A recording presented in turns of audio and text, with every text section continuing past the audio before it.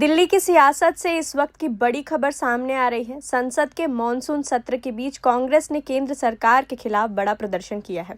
लोकसभा में विपक्ष के नेता राहुल गांधी, कांग्रेस महासचिव प्रियंका गांधी वाड्रा, कांग्रेस अध्यक्ष मल्लिकार्जुन खड़गे समेत पार्टी के कई बड़े नेता प्रधानमंत्री नरेंद्र मोदी के सरकारी आवास 7 लोक कल्याण मार्ग के बाहर पहुंचे और जोरदार विरोध प्रदर्शन किया। कांग्रेस नेताओं ने प्रधानमंत्री नरेंद्र मोदी और केंद्रीय शिक्षा मंत्री धर्मेंद्र प्रधान के इस्तीफे की मांग उठाई। प्रदर्शन के दौरान सरकार के खिलाफ जमकर नारेबाजी हुई और पूरे इलाके में सुरक्षा भी बढ़ा दी गई।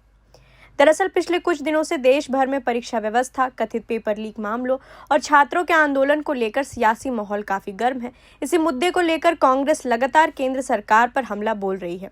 पार्टी का आरोप है कि परीक्षा व्यवस्था में लगातार गड़बड़ियां सामने आ रही हैं, लेकिन सरकार जवाबदेही तय करने के बजाय चुप्पी साधे हुए है।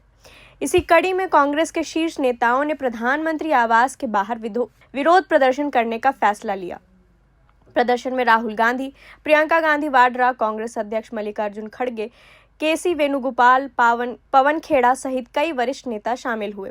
नेताओं ने हाथों में तख्तियां लेकर सरकार के खिलाफ नारे लगाए और कहा कि छात्रों के भविष्य से समझौता स्वीकार नहीं किया जा सकता।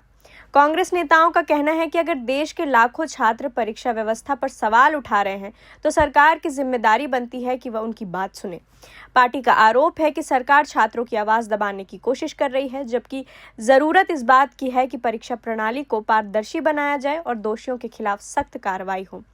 विरोध प्रदर्शन के दौरान राहुल गांधी ने कहा कि देश के युवाओं का भविष्य सबसे महत्वपूर्ण है और अगर परीक्षा प्रणाली पर भरोसा खत्म हो जाएगा तो इसका असर पूरे देश पर पड़ेगा। कांग्रेस नेताओं ने यह भी कहा कि शिक्षा मंत्री धर्मेंद्र प्रधान को नैतिक जिम्मेदारी लेते हुए इस्तीफा दे देना चाहिए और प्रधानमंत्री नरेंद्र मोदी को भी इस पूरे मामले पर जवाब देना चाहिए।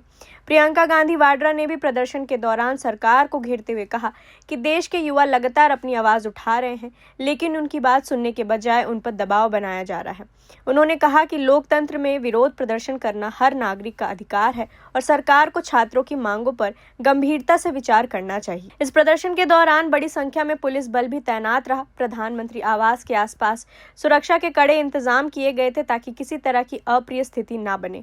हालांकि प्रदर्शन शांतिपूर्ण तरीके से हुआ और कांग्रेस नेताओं ने अपनी मांगों को लेकर सरकार के खिलाफ विरोध दर्ज कराया। बता दें कि पिछले कई दिनों से परीक्षा व्यवस्था को लेकर देश भर में बहस तेज है। कई छात्र संगठन और सामाजिक संगठन भी इस मुद्दे पर आंदोलन कर रहे हैं। कांग्रेस अब इस पूरे मामले को संसद से लेकर सड़क तक उठाने की रणनीति पर काम कर रही है।